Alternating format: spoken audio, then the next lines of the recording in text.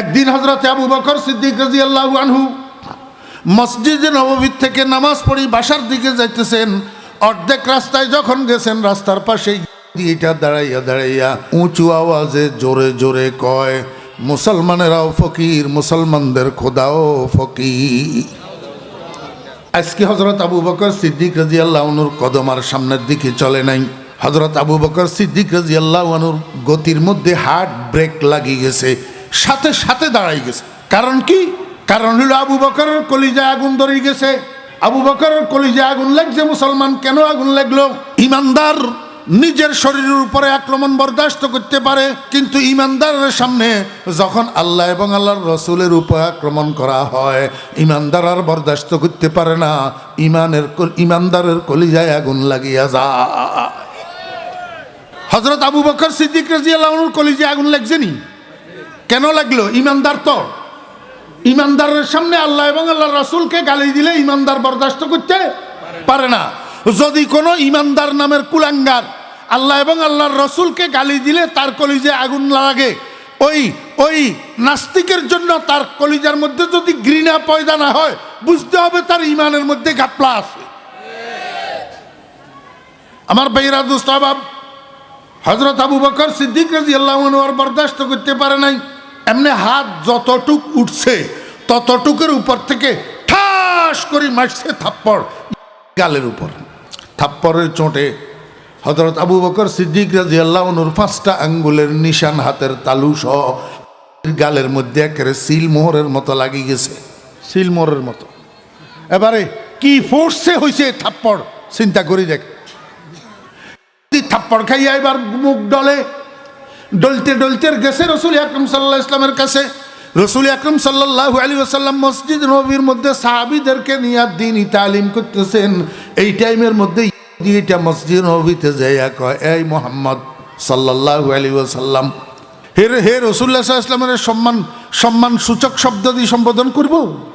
যাইয়া কয়, এই মুহাম্মদ, তোমার আবু বকরে আমারে থাপ্পড় দিছে, আমি তোমার কাছে বিচার চাই। রাসূল আকরাম সাল্লাল্লাহু আলাইহি ওয়াসাল্লাম কয়, কি কইলি? কার নাম কইলি? আবু বকর। দুধ পাগল, হেটা থাপ্পড় মারুন জানো? থাপ্পড় মারুন আরেকটা আছে, হেটার নাম ওমর। তোর মনে হয় ভুল হইতেছে। থাপ্পড় মারুন আরেকজন, হেটার কাম হইল কথায় কথায় শুধু মায় দানি আদরিব অনকা, তো কথায় কথায় ডান্ডা কয়। এটা তো আরহামু উম্মতি বে উম্মতি, এটা তো তোর থাপ্পড় মারার কথা না। কোনো ওমরের থাপ্পড় মারছে নি? কয় আমি ওমরের আসিনি, আবু বকরের আসিনি, আবু বকরে আমার থাপ্পড় মারছে।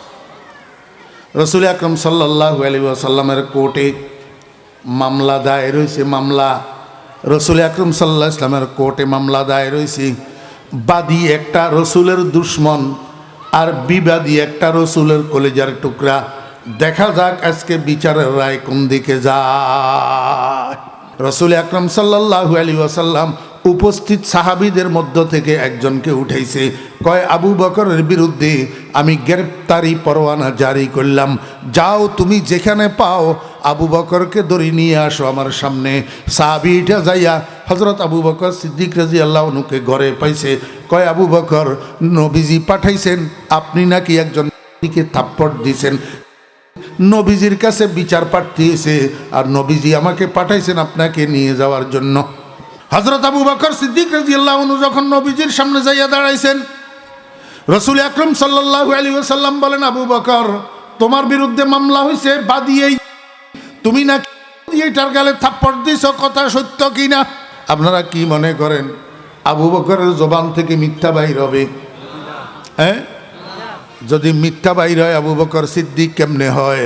আমার ভাইয়েরা, দোস্ত বাবেরা, একটা মানুষের যেদিন মুখ ফুটছে সেদিন থেকে মৃত্যুর নিঃশ্বাস পর্যন্ত একটা মিথ্যা কথা মুখ থেকে যদি বাইর হয়, সেই লোকটা সিদ্দিক লকবে ভূষিত হইতে পারে না। হযরত আবু বকর সিদ্দিক রাদিয়াল্লাহু আনহু বলেন, ইয়া রাসূলুল্লাহ, জি হ্যাঁ, তো বলছে আমি তার মুখে থাপ্পড় দিছি। রাসূল আকরাম সাল্লাল্লাহু আলাইহি ওয়াসাল্লাম বলেন, আবু বকর, সে তোমার ধর্মের লোক হোক আর ভিন্ন ধর্মী লোক হোক, তাতে কি? তুমি তাকে থাপ্পড় দিবা কেন? কি কারণে থাপ্পড় দিছো? কারণ দর্শাও। আবু বকর সিদ্দিক রাদিয়াল্লাহু আনহু কয়, ইয়া রাসূলুল্লাহ, এইভাবে প্রতিনিয়ত আমি মসজিদে আসা যাওয়া করি। সে সব সময় রাস্তার পাশে দাঁড়াইয়া আমাকে ক্রিটিসাইজ করে, গালাগালি করে, কটূক্তি করে, উপহাস করে। আমি কোনো সময় প্রতিবাদ করি না, শুনিও না, শোনার বান করে চলে যাই। আজকে আমি মসজিদ থেকে নামাজ পড়ি বাসায় যাইতেছি, এই রাস্তার পাশে দাঁড়াইয়া বড় বড় আওয়াজে আমাকে শুনাইয়া কয়, মুসলমানেরাও ফকির, মুসলমানদের খোদাও ফকির। ইয়া রাসূলুল্লাহ, আমার আল্লাহকে যখন ফকির বলছে আমি আর বরদাস্ত করতে পারি নাই, আর নিজের অজান্তেই তার মুখের মধ্যে থাপ্পড় লাগাইয়া দিছি। আল্লাহর হাবিব জনাব রাসূলুল্লাহ সাল্লাল্লাহু আলাইহি ওয়াসাল্লাম বলেন, আবু বকর, যদি তোমার দাবি সত্য হয়, যদি তোমার খোদাকে ফকির বলেই থাকে, তাহলে সে থাপ্পড়ের উপযুক্ত, তোমার থাপ্পড় দেওয়া যথাযথ। কিন্তু তুমি যে দাবি করলা তোমার খোদাকে ফকির বলছে, তার সাক্ষী কে, শুনছে কে, সাক্ষী দাও। রাসূল আকরাম সাল্লাল্লাহু আলাইহি ওয়াসাল্লামের কোর্টের বিচারের দ্বারা আল বাইয়িনাতু আলাল মুদ্দাঈ ওয়াল ইয়ামিনু আলা মান আনকার, যে ব্যক্তি কোনো বিষয়ে দাবি করবে সে তার দাবির সপক্ষে সাক্ষী পেশ করবে। আর যদি সে দাবির সপক্ষে সাক্ষী পেশ করতে ব্যর্থ হয় তো বিচারক প্রতিপক্ষ থেকে হলফ নিবে। যদি হলফ করি তার দাবির বিপক্ষে হলফ করি বলতে পারে প্রতিপক্ষ, তাহলে বিচারের রায় প্রতিপক্ষের দিকে যাবে, এই লোকটার দিকে যাবে না। আমার বেহরা দোস্ত আবাব, যখন হুজুর পাক সাল্লাল্লাহু আলাইহি ওয়াসাল্লাম বলছেন আবু বকর সাক্ষী দাও, আবু বকর কয়, ইয়া রাসূলুল্লাহ, রাস্তার মাঝখানে আমরা দুইজন ছাড়া তো আর কেউ ছিল না, বলছি আমি শুনছি, আর তৃতীয় কোনো মানুষ ছিল না, আমি এখন সাক্ষী দিব কোথার থেকে? রাসূল আকরাম সাল্লাল্লাহু আলাইহি ওয়াসাল্লাম কয়, আবু বকর, তোমার সারা জীবনের ত্যাগ, সারা জীবনের কোরবানি আমি কিচ্ছু ভুলি না।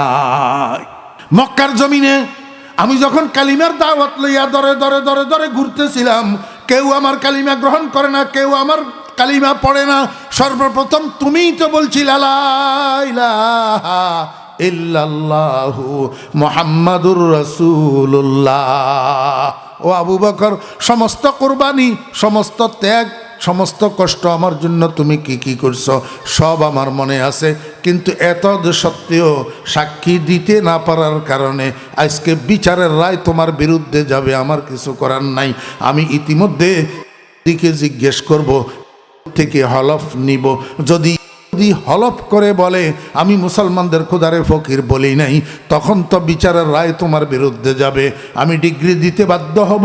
যেমনিভাবে তুমি মুখে থাপ্পড় দিছ, তেমনি ভাবে তোমার মুখে থাপ্পড় দিয়া প্রতিশোধ তুলে নিবে।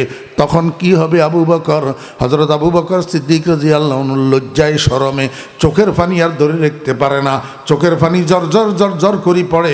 ইতিমধ্যে হুজুর পাক সাল্লাল্লাহু আলাইহি ওয়াসাল্লাম দিকে জিজ্ঞেস করছে, ওই তুমি মুসলমানদের খোদাকে ফকির বলছো কিনা? কয়, মিথ্যা কথা, আমি এরকম কথা বলি নাই, আমি এরকম কথা বলি নাই। রাসূল আকরাম সাল্লাল্লাহু আলাইহি ওয়াসাল্লামকে হলফ করে বলতে পারবা? কয়, হ, আমি হলফ করে বলতে পারবো, আমার লাতের কসম, আমার উজ্জার কসম, আমি মুসলমানদের খোদাকে ফকির বলি নাই। আমার বেইরা দোস্ত বাব, হযরত আবু বকর সিদ্দিক রাদিয়াল্লাহু আনহু কাঁদতেছেন অপমানের ভয়ে। আমি তো থাপ্পড় দিয়েছিলাম নির্জনে, কেউ দেখে নাই।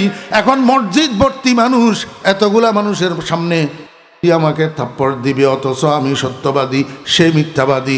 আমার বেহরা দোস্ত আহবাব, আহকামুল হাকিমিন রব্বুল আলামিন আর সে আজিম থেকে তাকাইয়া রইছে, সব দেখতেছে, সব শুনতেছে।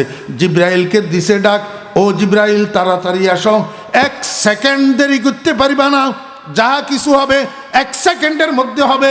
কারণ 1 সেকেন্ড দেরি হইলে আবু বকরের বিরুদ্ধে আমার বন্ধুর মুখের থেকে রায় ঘোষণা হইয়া যাবে।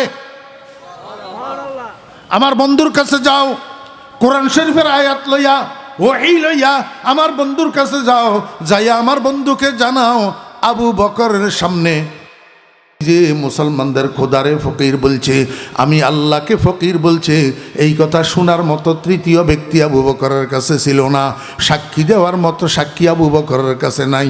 আমার বন্ধুকে যাইয়া বলো, যদিও আবু বকরের কাছে সাক্ষী দেওয়ার মতো দুনিয়াতে কোনো মানুষ নাই, এই আমারে ফকির বলছে, আমি আল্লাহ নিজে শুনছি, আমার আবু বকরের পক্ষে আমি আল্লাহ সাক্ষী দিয়া দিলাম।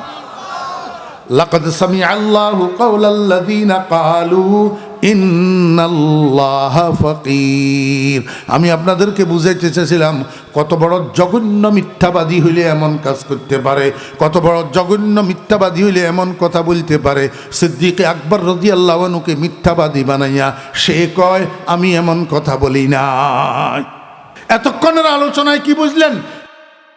যেই তিনটা স্বভাবের কারণে তাদের উপরে আল্লাহর গজব পড়ছে, ওই তিন স্বভাবের এক নম্বর স্বভাব, সবচেয়ে জঘন্য স্বভাব হইল মিথ্যা বলার স্বভাব।